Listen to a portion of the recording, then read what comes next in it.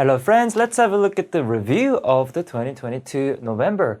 So like I did for the AA with the unholy AA version, I wanted to talk about what sort of skills we need for our upcoming May exam for AI students.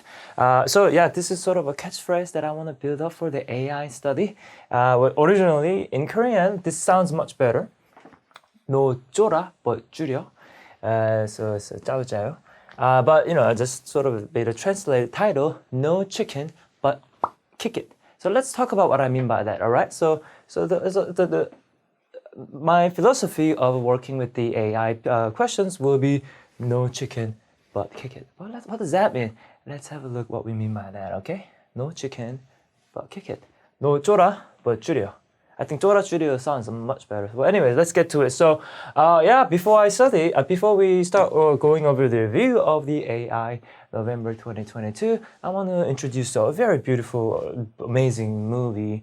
It's called The Usual Suspect. I think the movie was released in 1997. So, before most of you guys were born. I think the director was the Bryan Singer. He is the creator, the director of the the X-Men First Class and then Days of Future Past.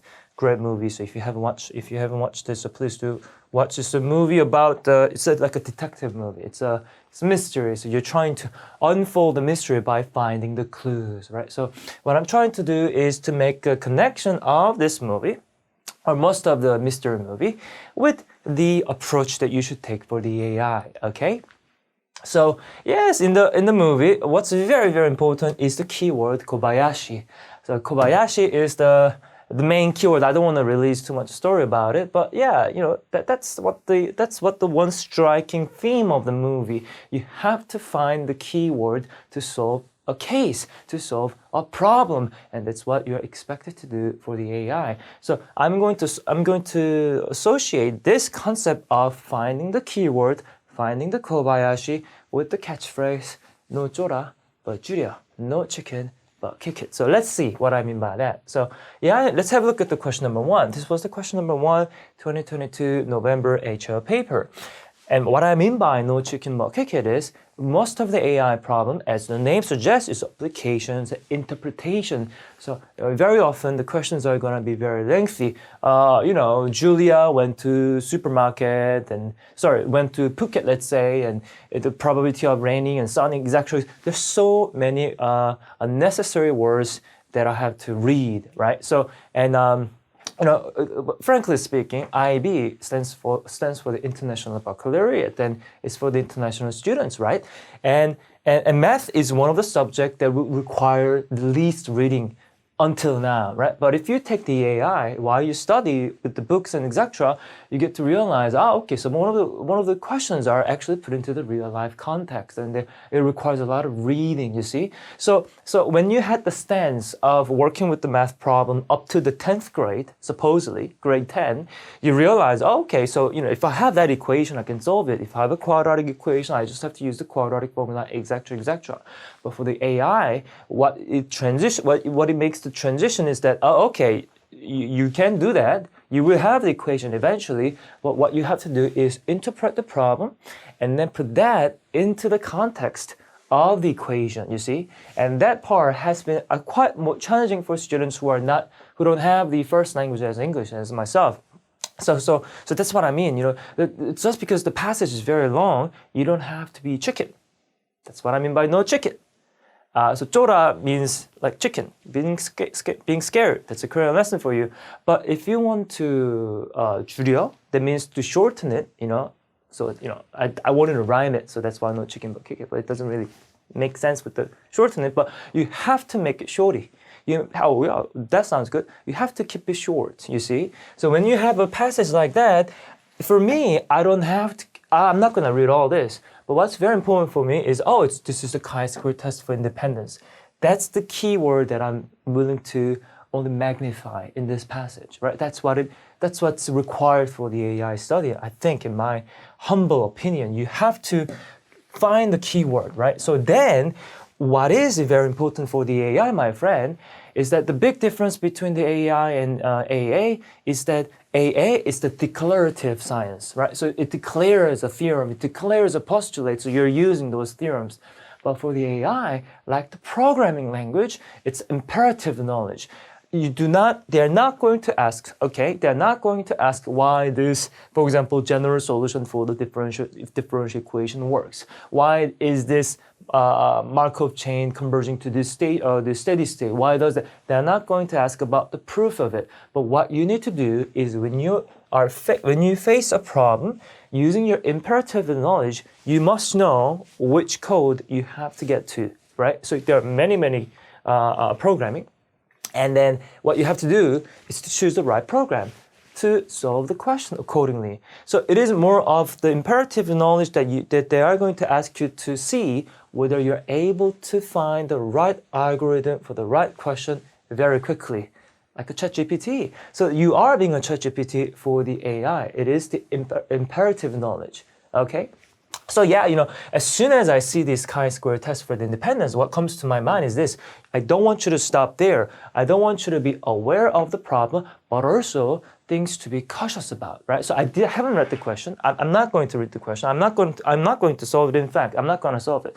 But what I'm going to encourage you to do is, okay, in AI study, it is imperative knowledge. As soon as I know what algorithm I gotta use, I need to list the things that the questions would possibly ask.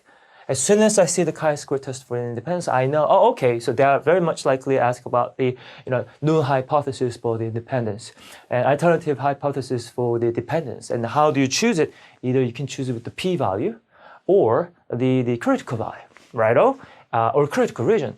But how do we find it? I must know how to find it. You should know how to find the static. I gotta find the observed frequency. I gotta find the expected frequency. I need to know how to use my calculator, etc., etc. If my expected frequency is less than 5, I need to combine with the other columns.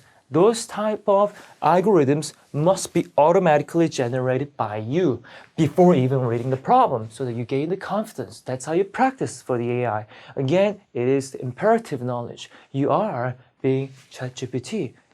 You are the 10 billion worth of the human. Okay, so good. So yeah, there you go. Null hypothesis. Is it going to be independent? And then chi-square static. You can use the calculator for the formula that we already know, right? The difference square of the etc., etc. And then if the critical value is this, then how are you going to choose your null hypothesis or reject the null hypothesis? That's what we already know by reading of this example already, you see? So this is very, very important to realize. So again, the theme of the AI is the imperative knowledge. Yeah, so I'm not going to solve it. Right, but just to remind you, as soon as I see this problem, I know, okay, I'm gonna work with the null hypothesis being independent. Something with zero, something not related, that's always null, isn't it? The alternative that it does dependent, and then what do we do? Yes, you have to choose the degree of freedom. R stands for the row, and then C stands for the column. Test static, you should know how to get it, right? And then you should also be expected to be able to write down the observed frequency and expected frequency, right? Yeah, if it's less than, it must be at least 5 for each entry. If it's not, then you must combine it. We already know. Yes, and also by reading the independence, I know that it could possibly to extend, as an extension, the Yates continuity. Where's the word? Yeah. Yeah, Yates continuity, then those are the possible questions they could ask you. So before reading the problem to indicate the questions, what you should do is, I already know this algorithm. I know what the questions are going to be. And then you see, okay, they do ask this. So I'm very happy that I can actually then easily move forward, you see. So you do not depend on the problem. What you do is you know already what algorithm you're going to do. And for those problems, I'm just going to use this section of that question. That's it, all right? So yeah, that's what's important. So yes, you know what? This is also like this is the point I'm trying to make. The question number 2 is it asked you about this sort of a modeling problem with this exponential function. But here's the thing, like I said before, I'm not keen on reading everything here. I don't even know how to pronounce the name of the person, Celeste. I don't know. I don't care about the heated cup. I don't care. For me, it's all about no chicken, kick it. Well, 쪼라, 줄여, no 쪼라. Don't be scared of reading this lengthy paragraph, but keep it short. what is very important for me in this question is that you realize that it's an exponential function. And then as soon as you see the exponential function, what you should realize is automatically in your algorithm, with your imperative knowledge, that it's a one-to-one function, either exponential growth or decay. But then I see, oh, hold on a sec, I got the, what is it, the negative exponent there, so it's gonna be decay. Very good. But here's the thing, another thing, two more things for the exponential function. If I'm dealing with the exponential function, yes, growth or decay matters. What matters also? The horizontal asymptote. You must indicate what the horizontal asymptote here is. So in AA, we often deal with, okay, that's my horizontal asymptote, that's it, then I can sketch. But in AI, you must be able to explain those values, those parameters in real life context. You know, then, for example, for sine function, you know the amplitude matters, the period matters, but what does that mean in real life example? Like this example, this is exponential decay. I got the horizontal asymptote, but what does that mean in the real life context? For this one, it's going to be the room temperature, because you already have done enough practice on your own with the exponential function. You know that the room temperature is going to be asked with the horizontal asymptote for the exponential function. You already know it. So in my algorithm, as soon as I see this, I can already answer most of the problem. So I said three things are going to be important for the exponential, isn't it? So growth or decay, horizontal asymptote, what else? One-to-one function, it passes the horizontal line test. For AA, that's it. I just have to show that it passes the horizontal line test. But for the AI, you must be able to explain in the context of the problem. And yes, you know, as you can see, it asks about the inverse function of it, right? But here's the thing. Even if you're studying AI, and yes, I know all the questions are 100% based on the calculator. However, often they're going to ask you to find exact solutions. That means you shouldn't use your calculator, and you cannot give up on the algebra. Please be able to do the computation by hands as well. For me, I'm not going to find the inverse function and put the 50. But then you realize, because of the function inverse function relation, you know the algebra and algebraic relation between the function inverse function, that it's going to just swap the domain and range, input and output. And then you know well comfortably that the exponential will have the inverse function because it passes the horizontal line test. Those are your imperative knowledge. By looking at this exponential function, well, of course, in the exam you should read, of course, but I'm saying from here, in your brain, you should already embed the fundamental things with this function modeling problem. Exponential, horizontal asymptote, one-to-one function, inverse, growth and decay. Those are the main task of this problem. You should already know before reading it. And then you read through and then see which category of that concept is going to be asked. And for this one, we are not going to find the inverse function. You're just going to swap the k and 50, right? It's going to be t of k is equal to 50. And that's it. And here's one more thing. Because it's a one-to-one function, if you use your calculator to find the solutions, there are two ways of doing it, isn't it? Using the n solver, numerical solver, or graph it. And if it's a one-to-one function, you already are going to put your hands on menu 3.1. I'm speaking on behalf of the NSPIRE users. Menu 3.1. That's the access shortcut for the numerical solver. And because it's a one-to-one function, you already know where to get. Okay, so those are the practice you should do for the remaining times, okay? Supposedly, until now, you already solved many questions. But right now, it's about the tactic sort of a plan, isn't it? Right now, what I want you to train is when I read this question, what are the concepts that is been asked? This is a function modeling, so I know the importance of the emphasis of the constant parameter, such as the horizontal asymptote. Okay? Yeah, so for example, linear function. If you see the linear function, you should be able to, indicate two things. What's m and c? Yes, I know you can tell that this is the gradient and the y-intercept. However, you also need to associate what does it mean in the real life context, right? So that's the y-intercept for the linear function is going to be the initial value most often, right? And then you must know how to describe the gradient in context. That's the average change. That's the average change, the constant average change of the difference of y per unit x, okay, per unit input. And that the description of the context of the problem with the gradient is often to link with the linear regression. So make sure you're not only able to tell what they are, but also be able to explain in the real life context. So for example, for the sine function, yes, for the sine or cosine or tangent, what does that imply? It is the principal axis. So you indicate the C first and make a sinusoidal or a sinusoidal move, a graph. So make sure we understand the context of the constant here, where we saw also the exponential context would that indicate the horizontal asymptote, right? So you need to know those categorization of those parameters for each function, and furthermore to link with the real life example. That's very, very important. Yeah, graph theory, okay, sure, in a competition contestant, blah, blah, those are important to read. But for me, what is important is I got the graph, then is often asked to ask you work with the matrix. And what there are two types of matrix, isn't it? There's adjacency matrix, and then also there's a transition matrix. And then, depending on the types of the matrix, we know what sort of a question is going to be asked. For the adjacency matrix, it's going to ask about the n steps and the connectivity. And then for the transition matrix, it's going to talk about the something with the steady state or algorithm problems, etc., etc. So when I see this graph, then my next thinking is, before even getting into the problem, I gotta be very keen on graph.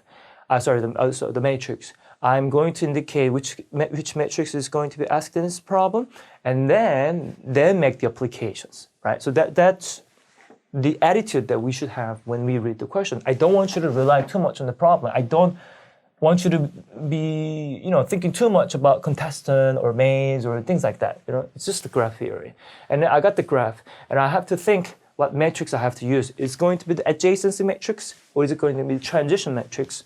And for here, they asked me to work with the adjacency matrix. Oh, hold on a sec. I will have to deal with the adjacency matrix. That's great.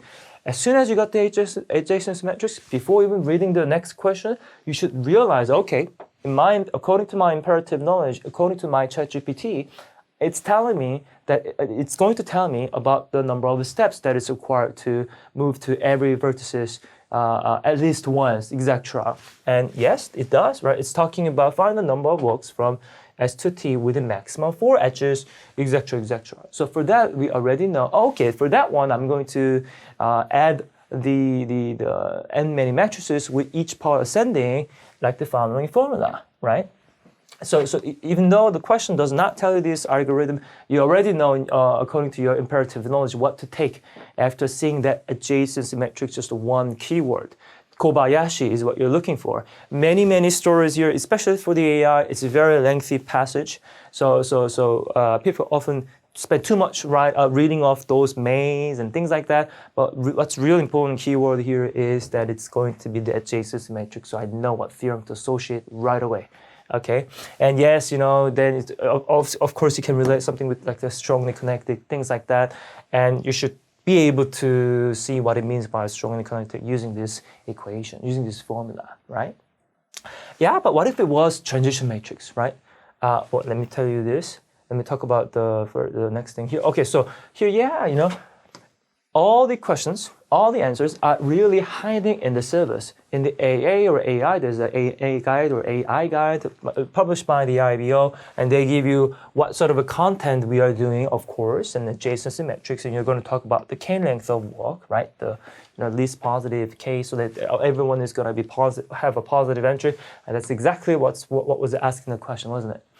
And then, yes, the weighted adjacency table, and then also what I was going to say is, what about transition matrix, and can we talk about for strongly connected, undirected graph, directed graph, and then the application is the PageRank algorithm, for example, right? Things like that. And yeah, so I don't think every book talks about the page algorithm, so I'm going to talk about it now.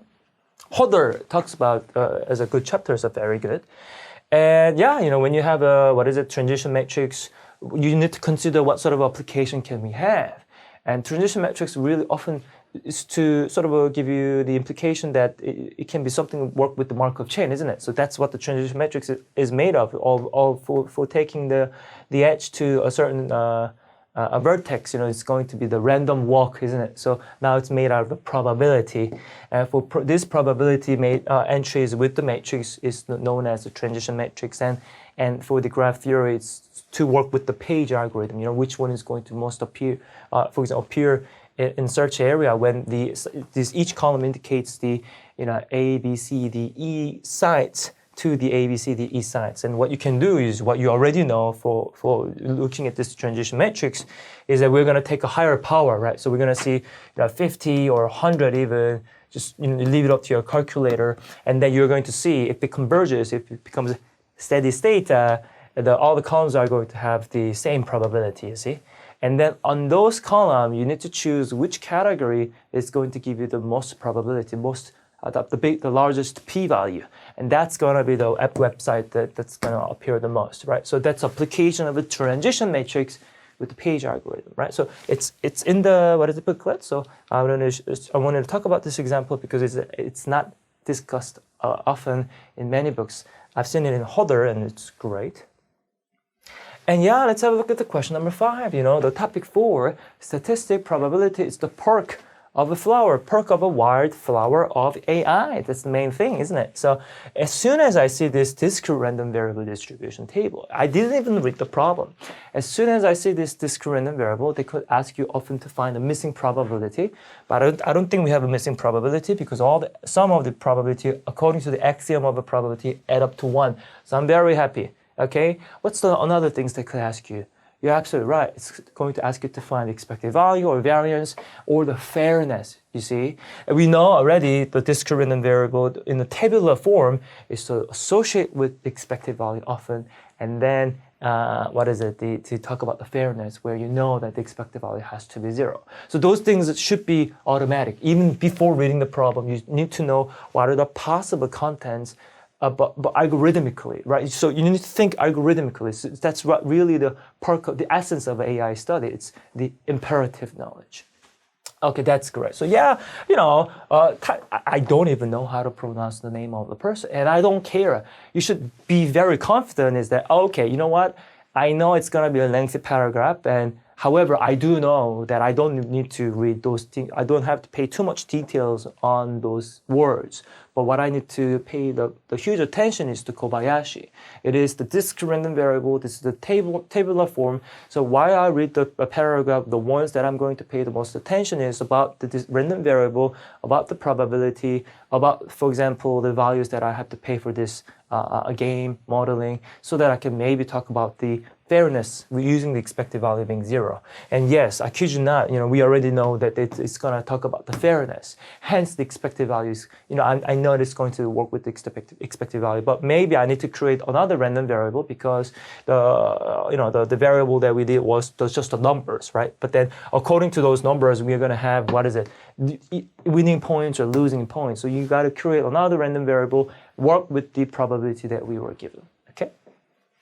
That is the imperative knowledge. You don't have to know why expected value being 0 means fair. You don't have to know that. You just have to know, to find the fairness, I have to find the algorithm of the expected value being 0. That's it. All right? So this is the imperative knowledge. Oh yeah, question number 7, the financial sequence of series is one of the most popular topics to assess, isn't it? So you do know that the TVM solver matters for the financial sequence of series. You must know the financial solver very well, okay?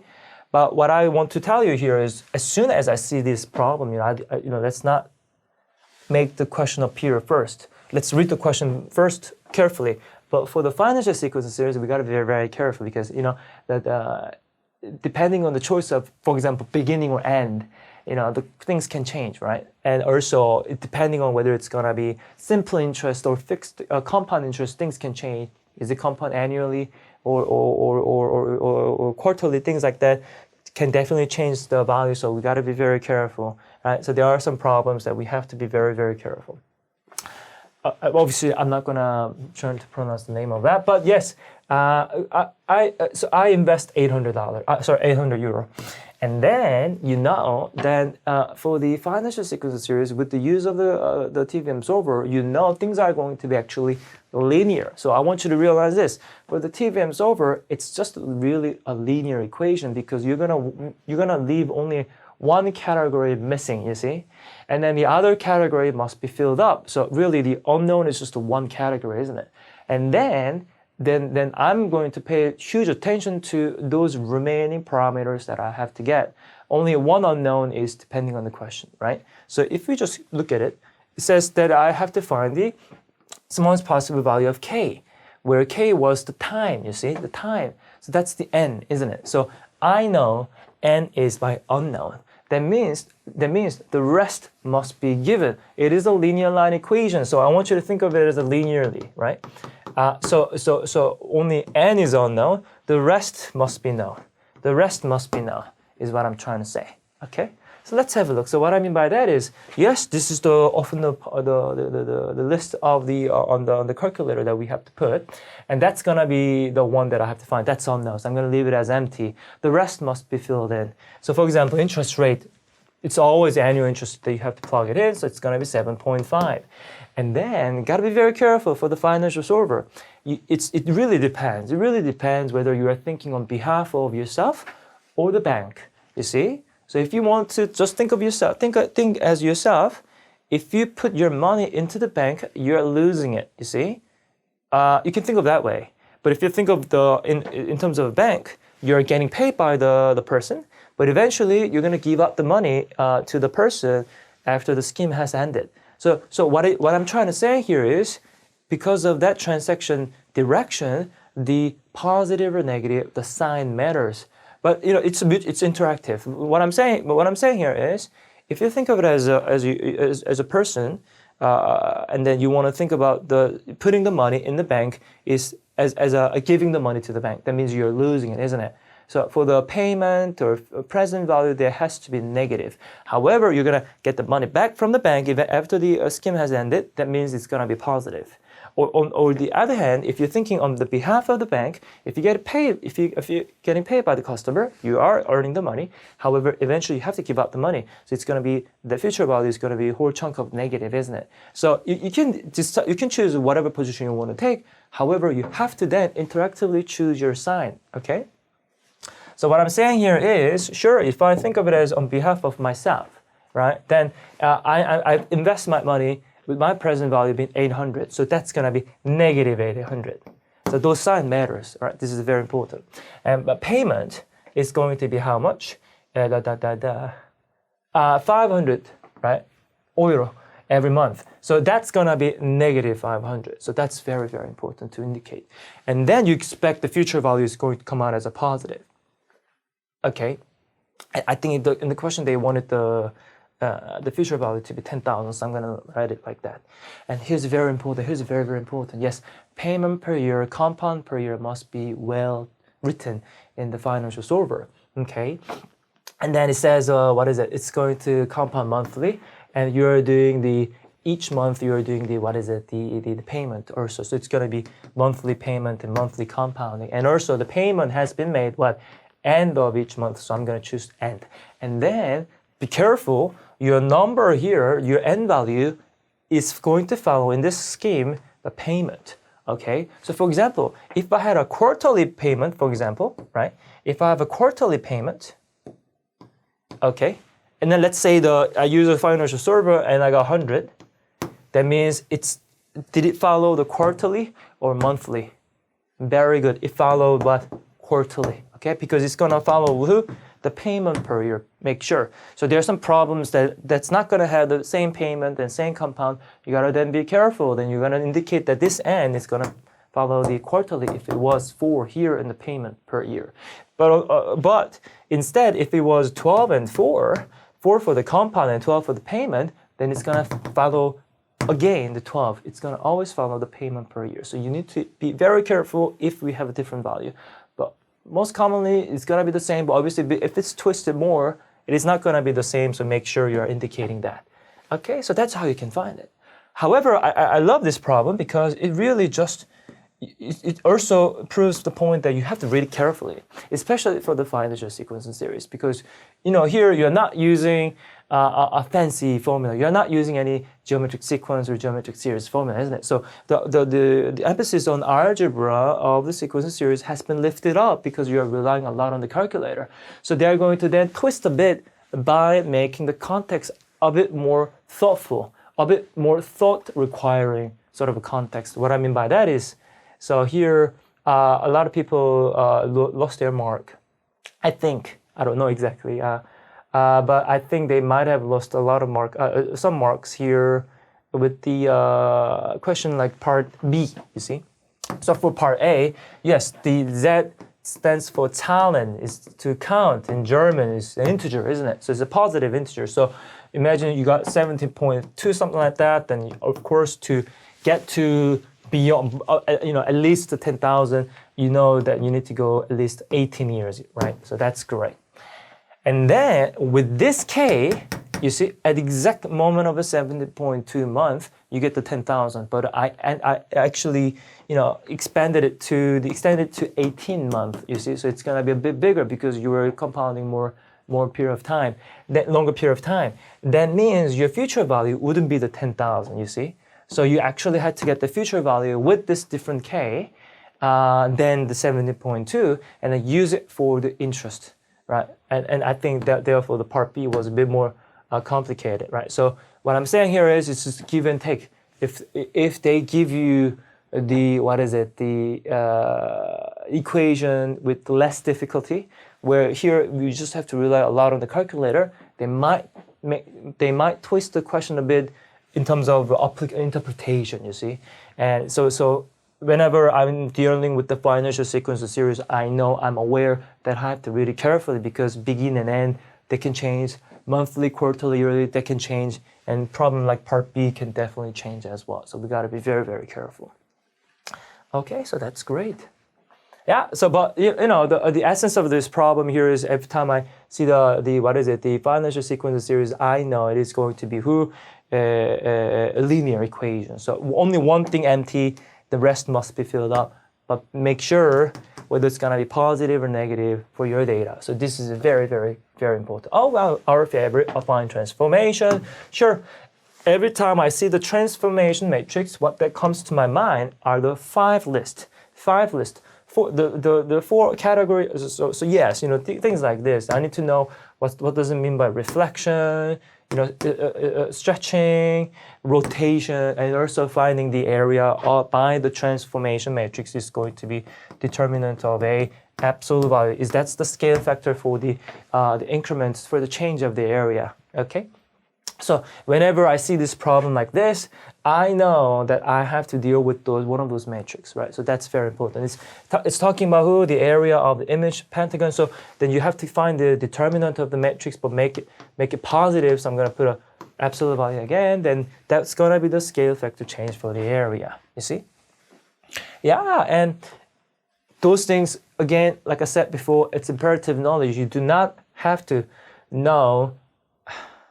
I think you should, right? This is actually a really, really nice topic because it really summarizes a lot with the trigonometry and complex number to get to that matrix. So if you are, obviously, if you are now in the senior year, you're about to take the test, forget about it. But if you're about to learn, please make sure how to derive this matrix transformation because it's very, very beautiful. It encapsulates everything what you have learned so far in topic 3. So that's actually topic 3 and 1, but it's great. But anyways, yes, according to my imperative knowledge, I know how to deal with those problems using those metrics, okay?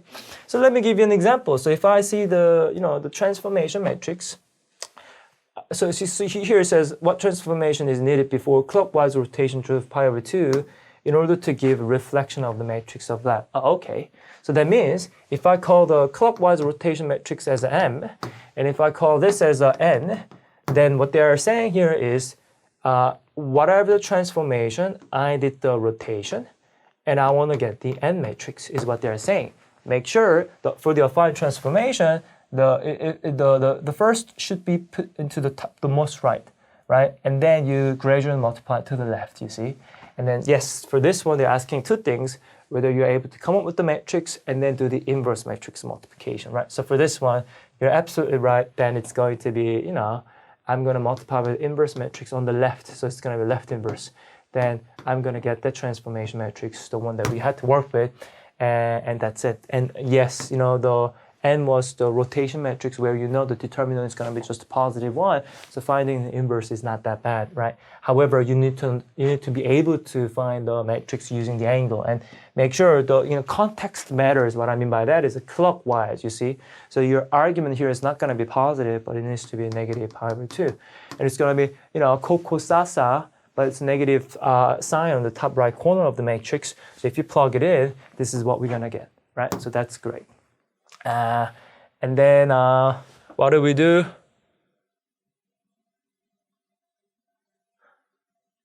Yeah, it makes sense that we have a positive one, right? Because it's supposed to be negative sign, negative pi over 2. It's odd function, so it's going to be sine pi over 2. Then it's going to be 1, right? So that's what we expect then. Yeah, for the reflection matrix, it was quote, sa, but negative in the right corner. And then it used to be 2 theta, where theta was the tangent theta, the gradient. So if I know tangent theta was half, then you must be able to convert into who? Cosine 2 theta. And then what is it? Sine 2 theta. So that you can use it for the entry of the matrix. And yeah, you can use calculator if you wanted to. But while you practice, I think it's also very lovely to work with the trigonometry, right?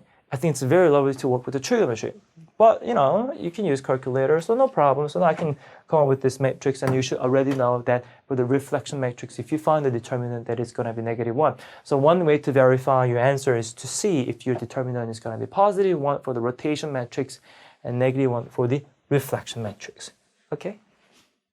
Yeah, so that's my imperative knowledge. As soon as I see the affine transformation, 5 category, rotation, reflection, scale factor, translation, and finding the area. Okay? And then out of those 5 categories, can I then use a specific category for this problem? Then you start reading. Okay? So you must be able to come up with what algorithm I have to use for this problem. Oh, wow, very good. As soon as you see, so for question number 12 was talking about the differential equation. As soon as you see this phase portrait, you see, oh, this is going to be coupled in a differential equation, isn't it? And then you realize it's not about the spiral. It's not about spiral in or out. So you know that everything is going to be the real value, right? It's going to be the real eigenvalues, right? So, and then you need to then see which one is going to be stable, unstable, or settle, depending on this sign of your real value. Things like that must come to our mind. Even if I just look at this picture, I know, oh, okay, this is going to be something with the real eigenvalue. Let's see. So yeah, you know, if we have a real eigenvalues, then, you know, the general solutions are going to be like this. But like I said before, it is not about the declarative knowledge, it's about the imperative knowledge for the AI. You don't need to know how to derive it. However, if you want to write your, you know, this is actually not for the, you know, DP2 students who's about to take the test. If you want to write some of the topic like this for your IA, that's great. How can we derive there using the linear algebra with the calculus? That's, I think, great discussion. But yeah, you know, that's what it is, right? So eigenvector, oh, I think you should just write the vector sign here, right? Yeah, that's the general solution. And then not only that, you should know how to work with the, the phase portrait, and that depends on what? Very good, that depends on the real value, right? We should already know that picture already, right? So if it's both positive, then it's gonna, you know, diverge, it's gonna be unstable, isn't it? So it is going to be unstable. All the eigenvectors are going to be just, you know, moving out. So it's going to be like that, spreading out, right? It's going away from the equilibrium point. If both of them are negative, that's great. It's going to converge in. It's going to be converging in because remember, for your general solution, your eigenvalue are going to be used for what? The exponents. So if eigenvalues, both of them are negative, if you put the t to be very large value, then it converges to 0 because horizontal asymptote for the exponential function is 0. Right? Then yes, it's gonna converge in. So those are the things that we have to keep in mind whenever we are doing this modeling problem. And when we have one eigenvalue positive and one eigenvalue negative, then it's going to be, you know, saddle point, you see. So then we need to know what's gonna be the stable, unstable, and then the saddle point. So things like that we have to keep in mind and know how to demonstrate on the phase portrait. So as soon as I see this picture, we know, oh, okay, that's going to be both positive, isn't it? And then that's going to be, what is it? That's going to be, for this eigenvector, it converges in. For this eigenvector, it diverges, so it's going to be one positive and one negative. For this eigenvector, one is positive, but this is negative. This is also one positive, one negative. This is a both positive, isn't it? Because it's moving away. Things like that we have to keep in mind. Okay? That's great. But also, yeah, don't forget to work with the complex eigenvalues, right? So it's going to be spiral in or spiral out. And it depends, again, what? the spiral is going to be always working with the complex eigenvalue. However, it depends on your real value, right? If it's a positive, it's going to be out. If it's negative, it's going to be in. But if your real value is 0, then it's going to be like a circle, isn't it? So make sure that we know how to work with the picture. So it's going to be away from the origin if the real value of the complex eigenvalue is positive. It's going to be spiral in if it's negative. Yeah, that's a very nice diagram. That's a very nice diagram to demonstrate that it's going to be, spiral in, spiral out, and it's going to be like that in the center. Okay, so that's a very nice demonstration of the phase portrait. Converging, diverging, etc. So it's a very lovely problem. You're going to be learning this when you go to the first year in college. But anyway, so let's have a look. The next part here, yeah, one thing that I want you to remember, for the matrix algebra, you might have to do, even when you do the diagonalization, you might have to work with the, the complex eigenvalue. So using the complex eigenvalue, if you found the eigenvector, you don't have to find the rest, because if supposedly you found the correct one, because you can use the conjugate, you see. So that's a nice application as well. So I want you to use it if it comes up, right? So then if I have eigenvalue and eigenvector, one of them with one of the complex roots, then the rest is given automatically. You don't have to do it again, because it's going to be conjugate eigenvalue, conjugate eigenvectors. You can use it for free, no problem. So, for example, that's in 2D case. For 3D case, if I had an eigenvalue like that, eigenvectors are going to be just conjugate, conjugate, conjugate, conjugate, conjugate, conjugate. That's it. So that's a very nice application. You can use it for free. Okay. Again, this is imperative knowledge. You don't have to derive it, but if you want to know why, then this is one of the equations we can use the definition of the eigenvalue and eigenvector. Okay, so that's great. Oh yeah, bivariate, it's going to be also very popular. Here's the thing, let's have a look at the question number 13, and then the diagram was given like this, you see? But here's the thing, every time I look at the bivariate, it's either 3 cases, isn't it? So it's going to be the power function, or exponential, or logarithmic. But as soon as you see, oh, hold on a sec, I got the logarithmic scale on the y, that means it's going to be what? You're going to get the linear equation, and eventually it's going to be exponential. It's got the positive gradient. It's going to be the exponential growth if you use the algebra. If you put a logarithmic scale on the x only, that's going to be a logarithmic function from the linear regression line after having linearized. But if I got log both of them, it's going to be power function. Things like that, you should already know, right? You must already know what the scaling is going to be. If I put the log on y, it's going to end up being exponential. If I put log on the x, it's going to be just logarithmic. If I put log versus log, it's going to be, what is it? Power function. Obviously the base will depend on what base of the log you're composing it with, okay? Yeah, things like that. Of course you have to read the question carefully, but what I'm saying here is before reading the question, your thinking must be put into a certain category, certain algorithm, then start reading, because then you already know all the categorization, you know all the preambles, and so that you can choose a certain category for that particular problem, right? That's great. Oh yeah, this is also a great question. Question number 15 was given the differential equation, but I want you to realize this is an inhomogeneous case, so they're not going to ask you to solve it with the matrix. They're going to ask you to approximate using the Euler's method. So I should already know that before they even ask me to work with the Euler's method. I know for the inhomogeneous equation, I'm going to use the approximation method, possibly the Euler's method. And voila, I got the Euler's method here, see? So for second order differential equation, there are going to be three things. But again, this is really just so one by the algebra. If it was a homogeneous differential equation of a second order differential equation, when the right hand side was a 0, then you're going to put it into the coupled linear form by making the substitution. If it's not, then after having made the substitution, you use either phase portrait or the Euler's method. That's what we do. Okie dokie. So yeah, if it's a homogeneous, that's what we're going to do. We're going to always make it into the coupled linear form like that, making the substitution, right? So if I had a homogeneous equation like that with the second order differential equation, no problem. I make the substitution, then boom, this is what I've got. Then that's the coupled linear form, isn't it? Then I can solve it using the eigenvalue and eigenvector. So then my matrix here is going to be given as the coefficient of the x and y. very good. Then you solve with the characteristics equation to find the eigenvalue. Then I got the eigenvalue of the following, of the complex number. Then it's going to be either spiral in or out, but you know the real value here is a positive, so it's going to be spiral out. Okay, so that's great.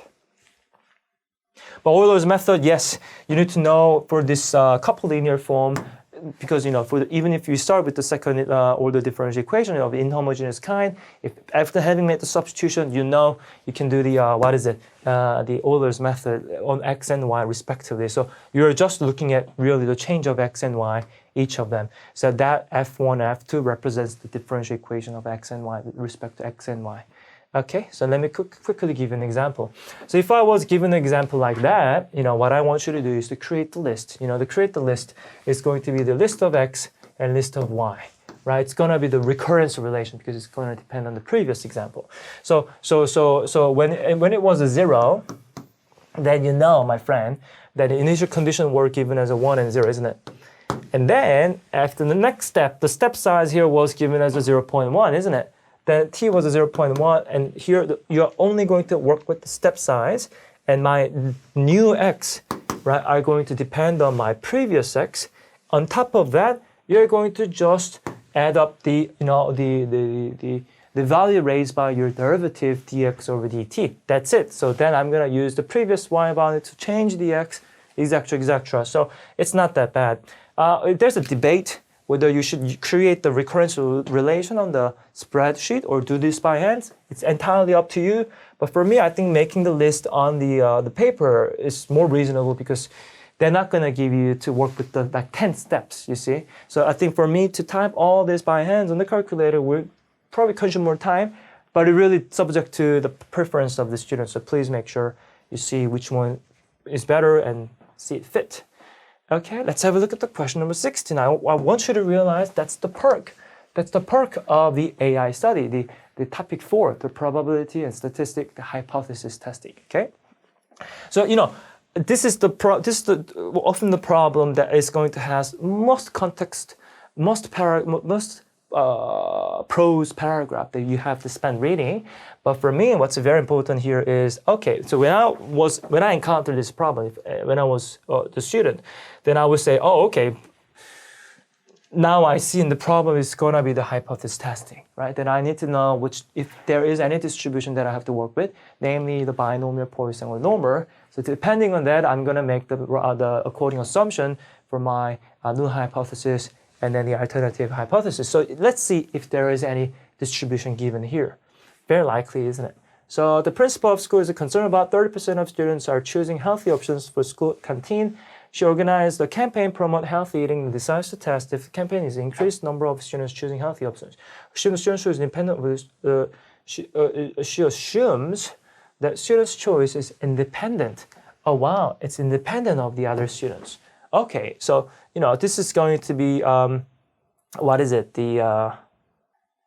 independent. I think that's a very, very important keyword, right? This is a very, very important keyword because for the independent, for the discrete random variable, it can be used for the binomial or Poisson, right? So this is very important for you to work with if it's what distribution it's going to be. And so let me give you an example. Type 1 error is what? Yes, reject the null when it was true. And then the alternative is going to be, the fail to reject the null when it was false. So for this one, we're required to use the true distribution, right? So they're gonna say distribution. Often they're gonna give you the true mean or true parameter, or you can use the one from the alternative hypothesis. Doesn't matter, okay? Depending on your hypothesis. But for the type 1 error, it's often the level of significance. If that's given, just use it. That's fine.